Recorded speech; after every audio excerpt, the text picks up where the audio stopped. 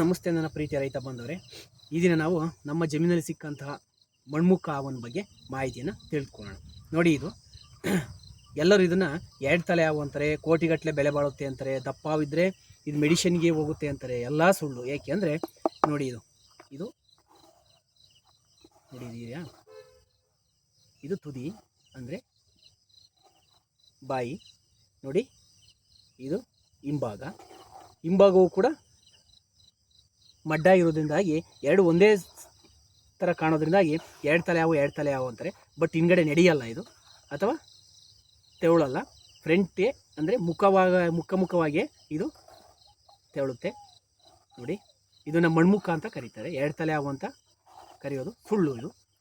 ಇದನ್ನು ನಾವು ಈ ಹಾವನ್ನು ಹಿಂಸಿಸುವುದಕ್ಕೆ ಆಗಲಿ ಅಥವಾ ವ್ಯಾಪಾರಕ್ಕೆ ಆಗಲಿ ಅಥವಾ ಆಟೋಟಕ್ಕೆ ಆಗಲಿ ನಾವು ಬಳಕೆ ಮಾಡ್ತಾಯಿಲ್ಲ. ಇದನ್ನೊಂದು ಮಾಹಿತಿಗೋಸ್ಕರ ನಾವು ಬಳಕೆಯನ್ನು ಮಾಡ್ತಿದ್ದೀವಿ. ನೋಡಿ ಇದೆಯಲ್ಲ, ನೋಡಿ ಈಗ ಹೋಗ್ತಾ ಇದೆ ನೋಡಿ, ಸೇಮ್. ಆಮೇಲೆ ಇದನ್ನು ನಾವು ನಮ್ಮ ದೇಶದಲ್ಲಿ ವ್ಯಾಪಾರವ ನಿಷೇಧಿಸಿದೆ. ಹೊರದೇಶದಲ್ಲಿ ಇದು ಕೋಟಿಗಟ್ಟಲೆ ವ್ಯಾಪಾರ ಆಗುತ್ತಂತೆ. ಇದು ಔಷಧೀಯ ಗುಣ ಹೊಂದಿರುತ್ತೆ ಅಂತ ಹೇಳ್ತಾರೆ, ಬಟ್ ಇಲ್ಲ. ಇದು ಕಚ್ಚಿದ್ರೂ ಕೂಡ ವಿಷ ಇಲ್ಲ, ಕಚ್ಚಲ್ಲ. ಸಾಮಾನ್ಯ ಕಚ್ಚಿದ್ರೂ ಕೂಡ ವಿಷ ಇಲ್ಲ. ಇದು ಔಷಧೀಯ ಗುಣವನ್ನು ಯಾವುದೇ ಕಾರಣಕ್ಕೂ ಇದು ಹೊಂದಿರುವುದಿಲ್ಲ. ಮತ್ತು ಇದನ್ನು ಮನೇಲಿ ಇಟ್ಕೊಂಡ್ರೆ ಶುಭ ಅಂತಾರೆ, ಬಟ್ ಇದು ಸುಳ್ಳು. ಇದು ಮನೇಲಿ ಇಟ್ಕೊಳ್ಳೋದ್ರಿಂದಾಗಿ ಅಶುಭನೇ ಜಾಸ್ತಿ ಆಗಿರ್ತದೆ. ಇದು ನಮಗೆ ರೈತನ ಮಿತ್ರನಾಗಿ ನಮಗೆ ಭೂಮಿಯಲ್ಲಿ ಕೆಲಸ ಮಾಡುತ್ತದೆ. ಏನಕ್ಕೆ ಅಂದರೆ ಇದು ಎರೆಹುಳ ಹೇಗೆ ನಮಗೆ ಕೆಲಸ ಮಾಡುತ್ತದೆ, ಅದಕ್ಕಿಂತ ಹೆಚ್ಚಿನ ಪಟ್ಟು ಇದು ರೈತನ ಮಿತ್ರನಾಗಿ ಕೆಲಸ ಮಾಡುತ್ತದೆ. ಹೆಂಗೆ ಅಂದರೆ ಇದು ಮಣ್ಣನ್ನು ತಿಂದು ಕಪ್ಪು ಕಸವನ್ನು ಇದು ಹೊರ ಹಾಕುತ್ತದೆ.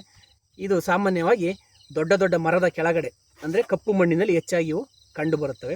ಅದರಲ್ಲೂ ವಿಶೇಷತೆ ಅಂದರೆ ತಂಪಾದ ಪ್ರದೇಶದಲ್ಲಿ ಕಂಡುಬರುತ್ತವೆ. ಇದು ಹುಳ ಅಪ್ಪಟಗಳನ್ನು ಸಮೇತ ತಿನ್ನುತ್ತದೆ. ಮಣ್ಣು, ಹುಳ ಅಪ್ಪಟಗಳನ್ನು ತಿಂದು ನಮ್ಮ ಭೂಮಿಯನ್ನು ಫಲವತ್ತತೆಯಾಗಿ ಮಾಡುತ್ತದೆ.